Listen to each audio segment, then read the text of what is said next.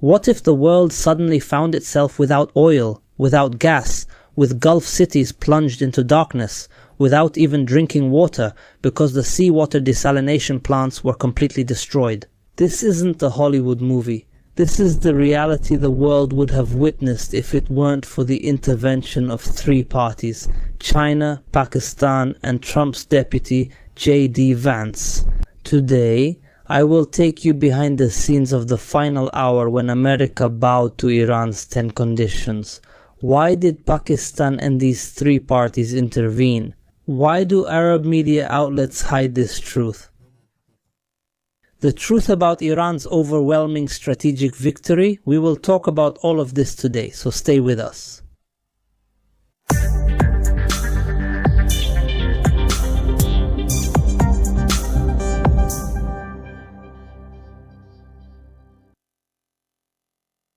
Peace be upon you and God's mercy and blessings. Welcome to another installment in this opinion series today, God willing, which we always dedicate.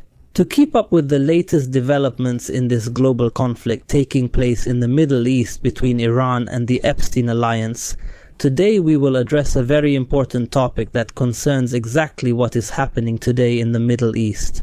Because today, if we look at the global media, and we need to know it in order to convey it, we will see that there is a lot of hype and many misconceptions. And regarding the Arab media, which is now under the control of the Gulf countries, they put a single Iranian analyst against 4 or 5 analysts, all of whom are against Iran. Some of them have even reached the point of being outright liars. It's worse because he has reached a level where he tries to convince the Arab world that Iran is the one that came out defeated in this war. Therefore, dear viewers, today, so that everyone knows the truth, we must talk about this truce. How did this truce come about? And why did this truce happen? And why was it Pakistan that intervened as a mediator? So today, the established and certain fact is that America really got involved in this war. It entered, meaning it got stuck in a quagmire that was impossible to get out of with any kind of victory. This is a truth that everyone acknowledges, even the Americans themselves admit this. That's why President Trump, he deeply regretted entering this Iranian adventure, which he thought he would end within the first hours of the war, or within the first 4 days. By any measure, Trump has been looking for any kind of victory for a while now, even if it's an imaginary one. A victory would allow him to withdraw from this war with his head held high. But all attempts have failed. The last attempt was the Isfahan operation, which we talked about in one of the previous episodes, and America failed. A complete failure in stealing Iranian uranium. So here Trump became furious. He couldn't control himself anymore. So he made this last threat, which was clearly a real threat. America was really going to destroy all the energy facilities and infrastructure in Iran. And here everyone should pay attention because Iran is a country that is not afraid of these threats. Iran has a principle. What happens to it will happen to everyone. This is the principle it has followed since the beginning of this war. Any total destruction that happens on Iranian soil will be met with total destruction across the entire region. So you are saying very clearly, either we all live together in peace or no one will live in peace. Trump was absolutely determined to stop this war by any means. And the latest threat was to destroy the energy facilities and infrastructure in Iran, which means that the Iranian response at that time would also have been to destroy all those energy facilities and infrastructure for all the countries in the region like Saudi Arabia, the UAE, Bahrain, Kuwait, and so on. Trump even said that he would destroy an entire civilization, meaning he would completely destroy Islamic civilization in the Middle East. That means he knew very well what the Iranian response would be. And this means the whole world would enter an energy crisis that would last for many years. An oil crisis, a gas crisis. It means that Iran would face a real crisis. But also, the Gulf countries would be in this crisis as well, and maybe in an even bigger crisis than Iran, because they rely heavily on desalinated seawater. At the same time, this crisis will affect the entire world without exception. So what happened here? Pakistan stepped in to prevent this disastrous scenario. Now everyone should know why Pakistan is the one taking part in these mediation efforts. Why, for example, didn't we see this mediation come from Qatar or from Oman or from Turkey or from any other country in the world? Why Pakistan? The secret is that Pakistan has good relations with the United States, and it also has good relations with China. Pakistan is a military ally of the United States, and it's also China's primary partner.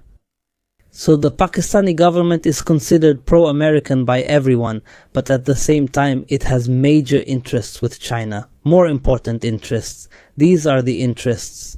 For example, in the conflict happening in Kashmir against India, Pakistan intervened as a mediator to protect the interests of both sides, both the United States and China. The scenario that was heading toward Trump would have destroyed America's interest in the region, meaning through the Gulf countries, and it would have also destroyed China's interest in the region through Iran. That means both of them would lose oil supplies and lose investment returns in the region. Everything in the region would be destroyed. There would truly be no winner in this scenario. That's why Pakistan intervened and used its good relationship with both China and America to convince the two sides. So Iran here was holding firm, not wanting to stop the war at all, because now it was in a position of strength, in the position of the victor. Its economy during this war became better than it was before the war, and it was planning for a long-term war of attrition.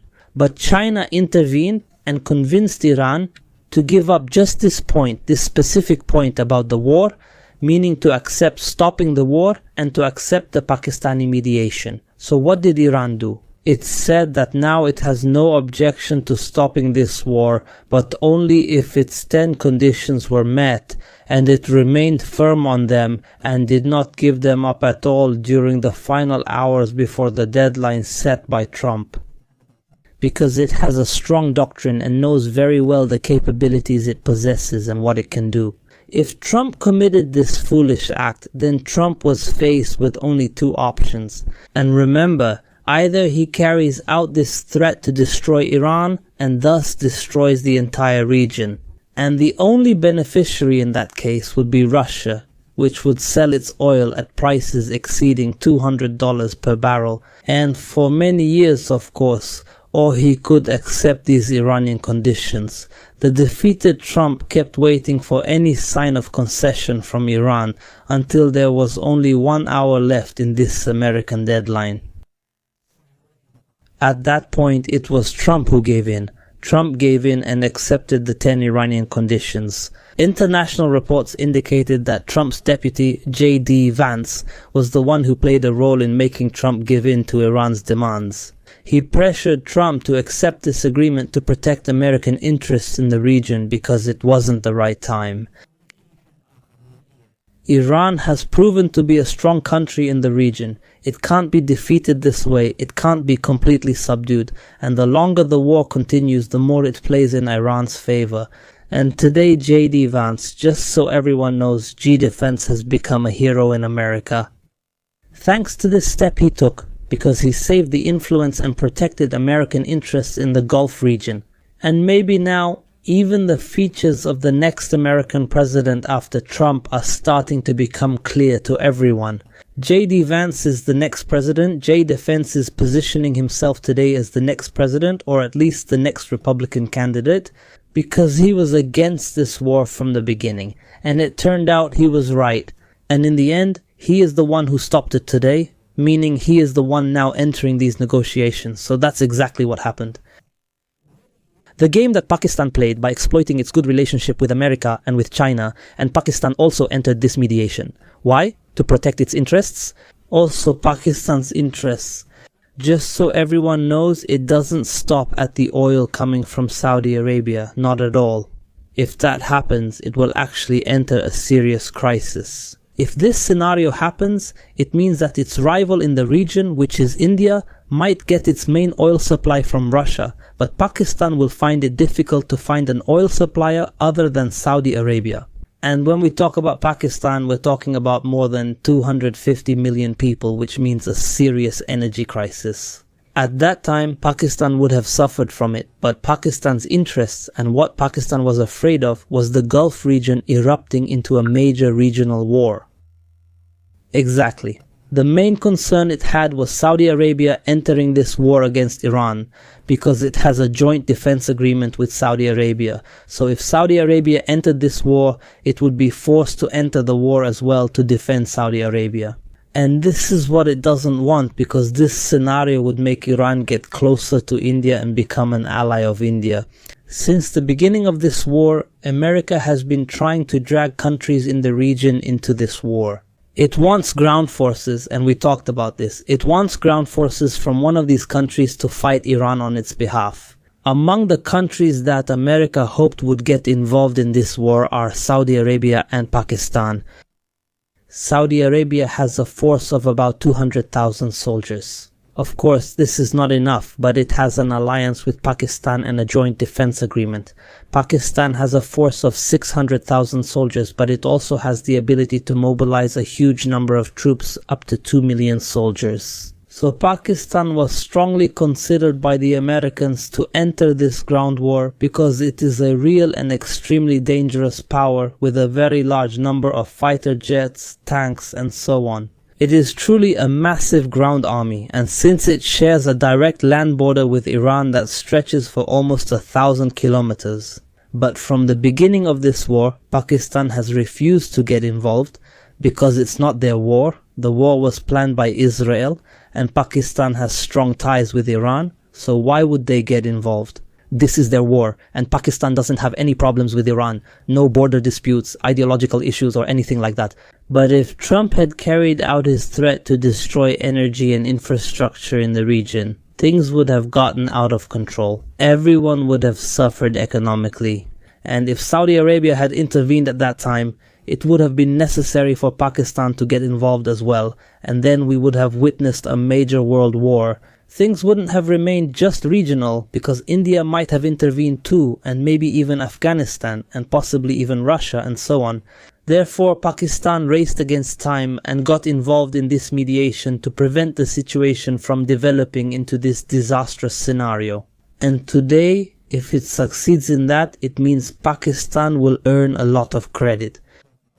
I mean, on the global level, it will improve its international reputation and increase its influence in the region as a country of peace. Thanks to it, this war stopped. And maybe it will even be awarded the Nobel Peace Prize, But the problem now isn't with America, and the problem now isn't with Iran. The problem is with Israel, with Netanyahu, who refuses any peace in the region. Netanyahu, who is planning to break any possible agreement between Iran and America, and is using the Lebanon card and his control over Trump to do so. That means the negotiations will be difficult and maybe impossible. The agreement is very fragile, and at any moment Iran could return to those Epstein Alliance strongholds again. Iran is prepared for all scenarios, ready for this war on every level, and has no objection to continuing it.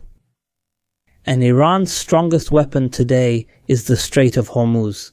This weapon is even stronger than a nuclear weapon. So, we will see how these negotiations, which will of course begin in just a few hours from now, will go. Don't forget to subscribe and hit the like button. Peace be upon you, and God's mercy and blessings. See you next time.